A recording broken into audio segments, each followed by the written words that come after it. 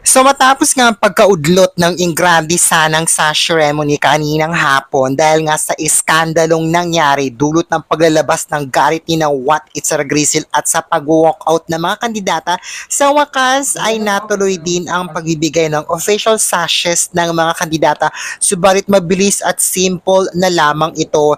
Matapos pumunta sa Sawas de Chao Paya Cruz kanina, agad na dumiretso ang mga kandidata sa kanilang hotel para sa mabilisang sashing.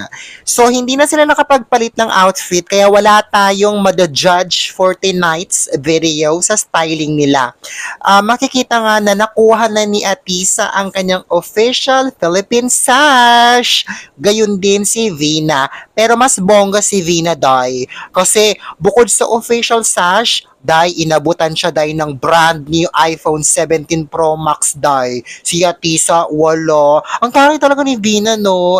Bongga! So, ayun na nga, after the drama at mga walkout ang eksena kanina at pagdalabas ng galit, naibigay din sa wakas ang kanilang sashes.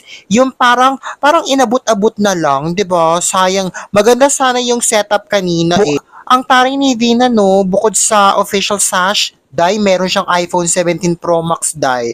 Top 5 talaga to sa akin for sure. Kasi ang lakas din naman kasi talaga niya ng arrive at star power ni Vina eh. So, ayun, officially, the competition has begun now that they already have their official sashes. Anong say mo sa mga nakakalokang eksenang naganap kanina sa Miss Universe? Sumali ka sa discussion bakla, mag-comment ka dyan.